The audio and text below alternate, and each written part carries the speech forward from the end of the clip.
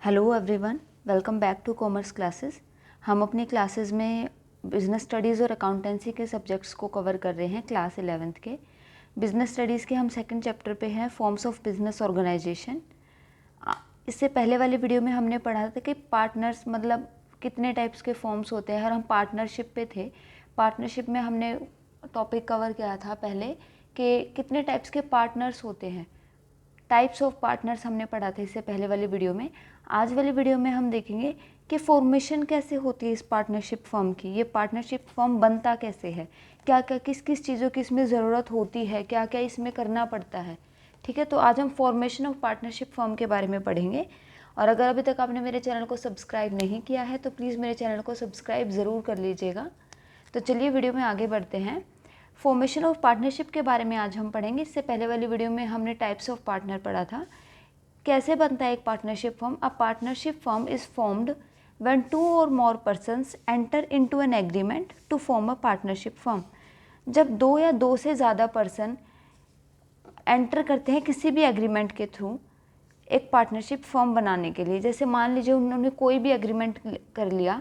Agreement मैंने आपको बताया था जिसे हम पार्टनरशिप डीड बोलते हैं। एक एग्रीमेंट किया कि हाँ हम ये वाला काम करेंगे, ये वाला बिजनेस करेंगे। जब दो से ज़्यादा आदमी मिलते हैं और एग्रीमेंट के बेस पे मिलते हैं उसे हम पार्टनरशिप फर्म बोलते हैं, जब वो मिल के कुछ काम करते हैं। ठीक है, एक an agreement can be oral और रिटर्न। ये एग्रीमेंट ओरल भी हो सकता है, रिटर्न भी हो सकता है। वैसे ज़्यादा अच्छा होता है कि अगर ये रिटर्न ही हो, तो ऑलमोस्ट सब रिटर्न ही करते हैं। ओरल पे इतना कोई ट्रस्ट वर्दी नहीं होता है ओरल एग्रीमेंट, इसलिए सब रिटर्न एग्रीमेंट ही करते हैं, क्योंकि ये काफ़ी एडवाइजेबल होता है कि रिटर्न एग्रीमेंट ही हो। ठीक है, एग्रीमेंट को साइन करने के बाद पार्टनरशिप जो है एग्जिस्टेंस में आ जाती है। जब वो एग्रीमेंट जब दोनों पार्टी साइन कर देती हैं, जब वो एग्रीमेंट साइन हो जाता है तो पार्टनरशिप जो है वो पार्टनरशिप फर्म एग्जिस्टेंस में आ जाता है। ठीक है, ये कंपलसरी नहीं है कि पार्टनरशिप फर्म को रजिस्टर किया जाए। Not compulsory to get the form registered, ये हम पहले भी पढ़ चुके हैं। कंपलसरी नहीं है, लेकिन फिर भी पार्टनर से रजिस्टर करा लेते हैं क्योंकि उसके अपने बहुत अच्छे फ़ायदे होते हैं रजिस्टर कराने के। ठीक है, नेक्स्ट आता है the document containing the term of conditions of partnership agreement is known as partnership deed, ये हम पढ़ चुके हैं। वो डॉक्यूमेंट जो ये लिखता है, जिस डॉक्यूमेंट में ये लिखा जाता है कि इस एग्रीमेंट में क्या टर्म्स एंड कंडीशंस होगी, कौन से पार्टनर को कितना प्रॉफिट का हिस्सा मिलेगा, किसको कितनी लायबिलिटी क्लियर करनी है, किसको कितना कैपिटल कंट्रीब्यूट करना है। ठीक है, सारे कुछ जो भी टर्म्स एंड कंडीशंस होंगे ना पार्टनरशिप से रिलेटेड के, हर एक पार्टनर को कैसे रिएक्ट करना है, कैसे एक्टिव रहना है, वो सारा एक डॉक्यूमेंट में लिखा होता है उस एग्रीमेंट में, और उस एग्रीमेंट को हम पार्टनरशिप डीड बोलते हैं। ये पार्टनरशिप डीड जो है एक स्टैम्प्ड पेपर होता है, एक स्टैम्प लगी होती है on which rules regulations terms conditions सब कुछ लिखा होता है। और उस पर उसकी जैसे मान लीजिए पार्टनरशिप एक्ट के थ्रू जो भी हमारे एक्ट बने थे लॉ के अंडर, उनकी उसमें स्टैम्प लगी होती है। It also contains the rights and duties of partnership firm, उनकी राइट्स क्या हैं, उनकी ड्यूटीज़ क्या क्या, वो चीज़ें भी इस पर लिखी होती है। तो ये एक पार्टनरशिप फर्म है। ये कैसे बनता है, जब 2 या 2 से ज़्यादा आदमी आपस में मिलते हैं एक एग्रीमेंट के बेस पे, और उस एग्रीमेंट को हम पार्टनरशिप डीड बोलते हैं। और उस पार्टनरशिप डीड में कुछ टर्म्स कंडीशंस रूल्स और रेगुलेशंस लिखे होते हैं। ठीक है, उसमें right and it also contains some rights and duties of partnership firm, उसमें राइट्स और ड्यूटीज़ भी लिखी होती है पार्टनरशिप फर्म की। अभी जैसे मैंने आपको बताया कि पार्टनरशिप डीड पे कुछ रूल्स रेगुलेशंस कई चीज़ें लिखी होती हैं, उनमें क्या क्या कंटेंट आता है। Common contents of partnership deed जो मेन बहुत ज़रूरी होता है उस पार्टनरशिप डीड में लिखा होना, जैसे कि नेम ऑफ द फर्म हो गया, name and address of partners हो गए। ठीक है, फर्म का नाम है, पार्टनर्स का नाम है, उनका एड्रेस है, बिजनेस किस नेचर का है। ठीक है, कहाँ पे है बिजनेस, बिजनेस का प्लेस क्या है, एड्रेस क्या है बिजनेस के ऑफिस का, कैपिटल किसने कितनी कंट्रीब्यूट की, किसको कितना प्रॉफिट मिलेगा, किसकी क्या राइट्स और ड्यूटीज़ हैं, कितनी सैलरी प्रोवाइड की जाएगी पार्टनर्स को, क्या क्या प्रोविजंस बनाए गए हैं रिटायरमेंट एंड डिसोल्यूशन से रिलेटेड। अगर बीच में कोई पार्टनर रिटायरमेंट लेना चाहता है या डिसोल्यूशन करना चाहता है तो उसके लिए क्या क्या प्रोविजंस हैं। मेथड्स क्या हैं, अगर डिस्प्यूट्स होती तो ऑब्वियसली बात है पार्टनरशिप फर्म है, काफ़ी सारे पार्टनर्स हैं तो लड़ाइयाँ तो होंगी, तो उनको किस तरह से उसमें सॉल्व किया जाएगा, ये सारी चीज़ें पार्टनरशिप डीड में लिखी जाती है। कि अगर कोई डिस्प्यूट होता है तो टॉप मैनेजमेंट से रिलेटेड जो हैं कौन उसको डिसीजंस लेगा, उस डिस्प्यूट को कौन सॉल्व करेगा। ठीक है, अब जैसे रजिस्ट्रेशन का पार्ट आता है कि रजिस्ट्रेशन मैंने भी आपको बताया था, legally it is not compulsory to get registered itself, but then also partners prefer to get the firm registered because an unregistered firm suffers from some consequences। अभी तक हमने पढ़ा पार्टनरशिप डीड के बारे में, एग्रीमेंट के बारे में, उसमें क्या क्या इंक्लूड होता है। हमने ये पढ़ा कि रजिस्ट्रेशन का करवाना ज़रूरी नहीं है, ठीक है, लेकिन फिर भी लोग करवा लेते हैं। क्यों? क्योंकि उसके कुछ फ़ायदे हैं, और अगर ना करवाएं तो नुकसान भी तो होगी ना। तो चलिए उन कॉन्सिक्वेंसेस को देख लेते हैं कि क्या नुकसान है अगर हम उसको रजिस्टर नहीं करवाएंगे। तो ये कुछ कॉन्सिक्वेंसेस है, कुछ नुकसान है अगर हम पार्टनरशिप को रजिस्टर नहीं करवा रहे। से तो कंपलसरी नहीं है, लेकिन नहीं करवा रहे तो कुछ केसेस ऐसे होते हैं जिसमें हमें नुकसान भरना पड़ सकता है। वो क्या चीज़ें हैं? A partner of unregistered firm can not file case against partnership firm. मान लीजिए एक अनरजिस्टर्ड फर्म है, मतलब एक पार्टनरशिप फर्म है, 2-3 जने, 4 जने लगा लीजिए, 4 पर्सन आपस में मिलकर कोई काम बिजनेस कर रहे हैं और उन्होंने उस बिज़नेस को रजिस्टर नहीं करवाया, उस पार्टनरशिप फर्म को, ठीक है, रजिस्टर नहीं करवाया है।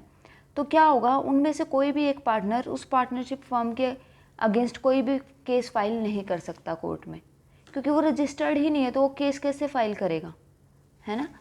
क्योंकि अब मान लीजिए किसी पार्टनर के साथ कुछ धोखाधड़ी हो जाती है, कुछ डिस्प्यूट हो जाता है आपस में 2 पार्टनर्स का, ठीक है, या फिर कोई भी पार्टनर है ये बोल देता है कि मुझे हिस्सा कम मिल रहा है, मुझे शेयर कम मिल रहा है, मेरे साथ नाइंसाफ़ी हो रही है, तो ऐसा कुछ भी है, और अगर पार्टनरशिप फर्म रजिस्टर्ड नहीं है तो वो उस पार्टनरशिप फर्म के अगेंस्ट या फिर उन पार्टनर्स के अगेंस्ट कोई भी केस फाइल नहीं कर सकता। They also can not file A case against any other partner. जैसे मैंने अभी बताया, ना तो पार्टनरशिप फर्म, जो पार्टनरशिप फर्म है ना, जो बिजनेस है, ना तो उसके अगेंस्ट कोई केस फाइल हो सकता, ना ही दूसरे पार्टनर के अगेंस्ट कोई केस फाइल हो सकता, ना ही अगेंस्ट एनी थर्ड पार्टी और outsider for recovery of claim. मान लीजिए आपने किसी को उधार में बेच दिया, अपना सेल कर दिया, क्रेडिट पे सेल कर दिया कि हाँ बाद में पैसे दे देना आप हमें, ठीक है, और आपका फर्म रजिस्टर्ड नहीं है और सामने वाले बंदे ने भी मना कर दिया कि मैं तुम्हारे पैसे नहीं दूंगा, तो आप उसके बेस पे आप अपनी रिकवरी के लिए क्लेम नहीं कर सकते। आप क्या दिखाओगे कि आपने कहाँ क्या पैसे देते, जब आपका फर्म रजिस्टर्ड ही नहीं है। आप एक तरीके से आपके पास कोई प्रूफ ही नहीं है रजिस्ट्रेशन का, हाँ, कि आप ये बिज़नेस चला रहे हो, ठीक है। जब रजिस्टर्ड ही नहीं है तो आप रिकवरी के लिए, उस पैसे की रिकवरी के लिए केस फाइल कर सकते हो? नहीं कर सकते। तो ये कुछ कॉन्सिक्वेंसेस, कुछ नुकसान हैं।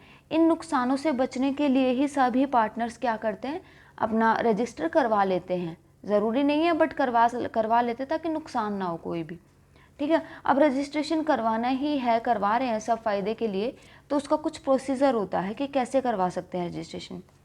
पार्टनर्स को जो है have to apply to the registrar in a prescribed form along with the registration fee. Partners को अप्लाई करना पड़ेगा रजिस्ट्रार ऑफिस में जाके, एक प्रिस्क्राइब्ड फॉर्म के साथ। वो फॉर्म उनको फिल करना पड़ेगा, उसमें जो भी टर्म्स एंड कंडीशंस होगी या जो भी इन्फॉर्मेशन रिक्वायर्ड होगी, वो प्रिस्क्राइब्ड फॉर्म उन्हें फिल करना होगा पूरा, अपने डिटेल्स उसमें देनी होंगी उस प्रिस्क्राइब्ड फॉर्म में, along with the registration fee. Fees भी देनी पड़ती है रजिस्ट्रेशन कराने के लिए, वो डिपेंड होती है कि कितना अमाउंट होगा, ठीक है, फॉर्म के बिजनेस के ऊपर, लार्ज स्केल है या स्मॉल स्केल है, ठीक है। नेक्स्ट हमारा इसमें आता है कि क्या प्रोसीजर में, चलो हमने फॉर्म फिल कर दिया है, उसमें हमें फॉर्म का नाम लिखेंगे कि हम बिज़नेस इस नाम से अपने बिज़नेस को रजिस्टर करवा रहे हैं। प्लेस लिखेंगे, उसका एड्रेस कि हम यहाँ पे अपनी फैक्ट्री लगाएंगे या बिज़नेस का सेटअप करेंगे। Date of admission of partner, कि पार्टनर्स आपस में कब बने, कब पार्टनर्स बने, कब नया पार्टनर एडमिट हुआ, ठीक है। Name and address of partners, partners के नाम और address. Duration of the form, सबसे मेन चीज़, ड्यूरेशन भी लिखी जाएगी इसमें, या तो 5 साल के नाम का या फिर 10 साल के नाम का, या फिर इनफाइनाइट भी हो सकता है, वो पार्टनर्स के ऊपर डिपेंड करता है, ठीक है, कि वो अपने फर्म को इनफाइनाइटली टाइम के लिए रजिस्टर कराना चाहते हैं या सिर्फ कुछ टाइम पीरियड के लिए वो इकट्ठा हुए हैं किसी बिज़नेस को करने के लिए, किसी काम को करने के लिए, ठीक है। तो ये चीज़ें हैं कि उनको एप्लीकेशन फॉर्म फिल करना पड़ता है, and the application must be signed by all partners, और उस एप्लीकेशन फॉर्म पे सारे पार्टनर्स के साइन होने चाहिए, तभी वो पार्टनरशिप फॉर्म रजिस्टर हो पाएगी, ठीक है। फिर उसके बाद क्या होएगा, चलिए आपने फॉर्म फिल कर दिया, यहाँ पे फॉर्म फिल कर दिया, आपने फ़ीस जमा कर दी, 2 चीज़ें हो गई हमारी। थर्ड हमारा क्या है, हमने साइन भी कर दिया, भाई सारे पार्टनर्स ने साइन करके सबमिट करा दिया। उसके बाद क्या होगा, वेरिफिकेशन होगी उस फॉर्म फिल की। जो हमने फॉर्म फिल किया ना, उसमें जो डिटेल्स हमने डाली है उसकी वेरिफिकेशन होगी कि वो सारी चीज़ें ठीक हैं या नहीं। और अगर वो वेरीफाई हो जाता है तो आपको सर्टिफिकेट ऑफ रजिस्ट्रेशन मिल जाएगा, आपका बिज़नेस रजिस्टर हो जाएगा। ठीक है, ये था हमारा पार्टनरशिप से रिलेटेड। आगे हम जॉइंट स्टॉक कंपनी के बारे में पढ़ेंगे। आज की वीडियो में इतना ही, मिलते हैं नेक्स्ट वीडियो में। तब तक के लिए आप प्लीज़ मेरे चैनल को सब्सक्राइब करना मत भूलिएगा। Thank you so much.